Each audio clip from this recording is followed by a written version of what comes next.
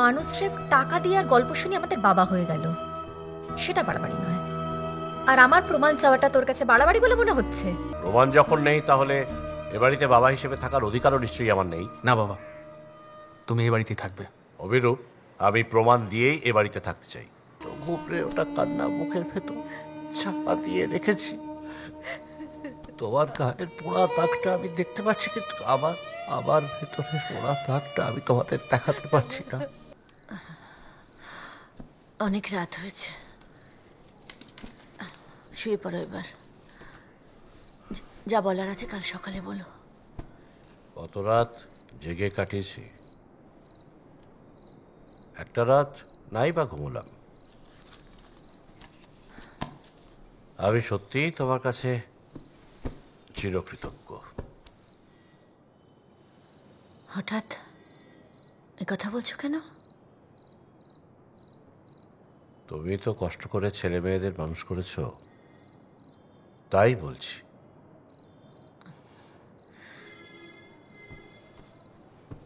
এর জন্য কৃতজ্ঞতার কি আছে? আমি তো তোমার কাছ থেকে ওদের দূরে সরিয়ে নিয়ে গেছিলাম, এতে তো তোমার কোনো দোষ ছিল না।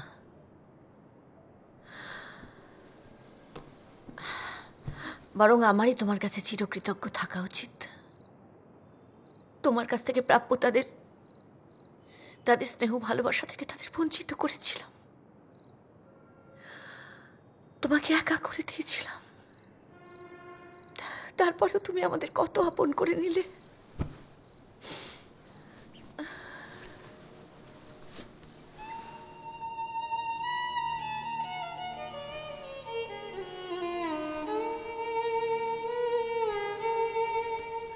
তুমি আমাকে একটা জিনিস ফেরত দিতে পারবে?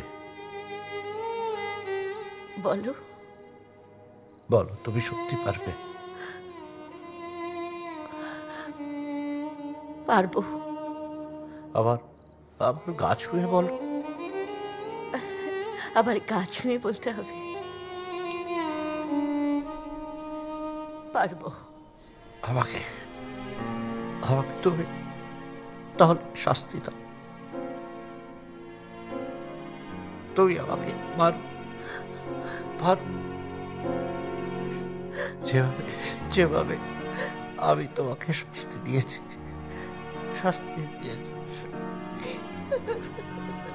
চুপ করে থেকো না, তুমি আমাকে শাস্তি দাও। এভাবে ঋণ শোধ করতে চাইছো? তাহলে তো আমিও তো তোমার কাছ থেকে তোমার সন্তানদের দূরে সরিয়ে নিয়েছিলাম, এবার আমাকেও সবার কাছ থেকে তুমি দূরে সরিয়ে দাও। এমন কথা বলো না।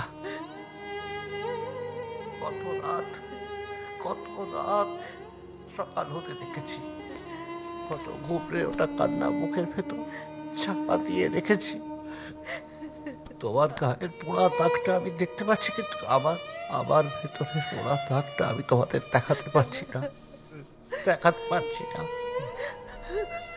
তোমাকে আর কোনো কষ্ট পেতে দেব না গো, আর কোনো কষ্ট পেতে দেব না।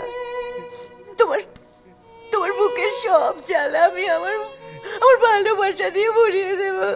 আমার ভালোবাসা দিয়ে তোমার সব জ্বালা আমি ভরিয়ে দেব।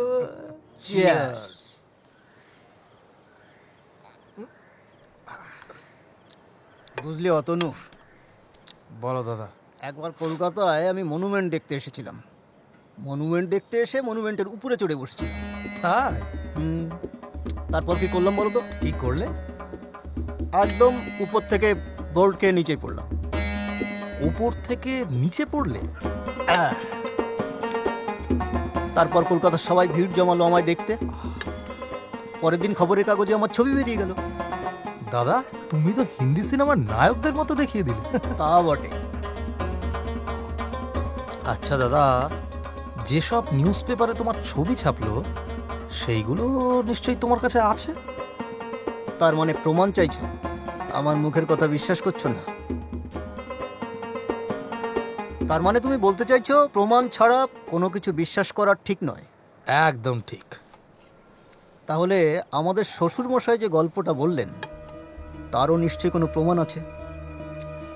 কি প্রমাণ? মানে ওই বিয়ের সময়কার কোনো ছবি কিংবা ডিভোর্স পেপার। সে নিশ্চয়ই থাকবে। যদি থাকে ভালো, না থাকলে বুঝবো ওটা আমার মতো একটা গল্প। কিন্তু প্রমাণটা চাইবে কিভাবে? বৌমা, তোমার হাতে চা কিন্তু খাসা। মা আমার থেকেও ভালো চা বানায়। এবার আমার একটা কথা বলার ছিল। হ্যাঁ, কি বলো? তোমার আর মায়ের একসঙ্গে নিশ্চয়ই কোনো ফটো আছে, ফটো? অথবা তোমাদের ডিভোর্স পেপারটা। আমার আর তোমার মায়ের একসাথে কোনো ফটো তো নেই, আর ডিভোর্সের পেপার তো আমি সেই সময় নষ্ট করে ফেলেছি। ছাড়ুন ওর কথা, ও মাঝে মাঝে কি বলে ও নিজেই জানে না। না, ও তো ঠিকই বলছে। আসলে ও তোমাদের মায়ের আর আমার সম্পর্কের সঠিক প্রমাণ দেখতে চাইছে। হ্যাঁ, শুধু এবার ছাড়ো সব কথা। বাবা যেগুলো বলছে তোর সেগুলো বিশ্বাস হচ্ছে না? তুমি চুপ করে আছো কেন, বলো। আমি কি বাবা হতে গেলে যে প্রমাণ লাগে সেটা তো আমি জীবনে প্রথমবার শুনছি। তুই বড্ড বাড়াবাড়ি করছিস। দাদা, একটা মানুষের টাকা দিয়ে আর গল্প শুনি আমাদের বাবা হয়ে গেল, সেটা বাড়াবাড়ি নয়। আর আমার প্রমাণ চাওয়াটা তোর কাছে বাড়াবাড়ি বলে মনে হচ্ছে? মায়ের কাছেও তো কোনো প্রমাণ থাকতে পারে।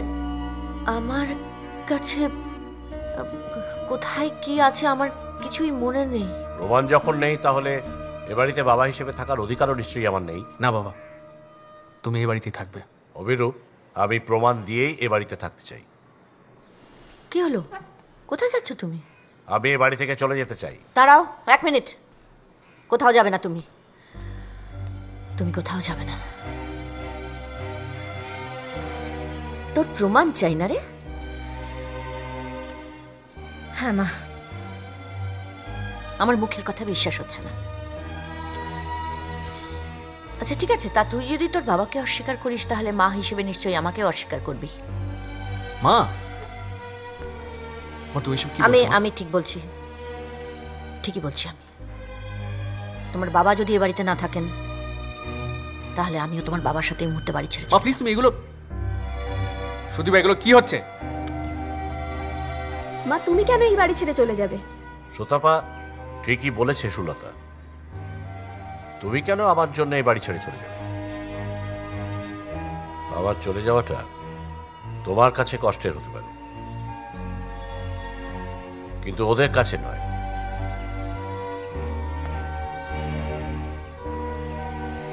আর আমি চাই আমার ভুলের প্রায়শ্চিত্ত এভাবেই হোক।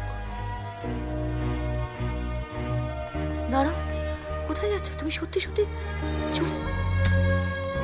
কি হলো অভি? তোর বাবাকে কিছু বল, তোর বাবা যে চলে যাচ্ছেন।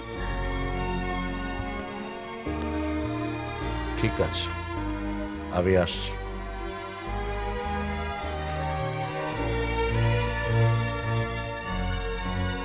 তোমরা সবাই ভালো থেকো।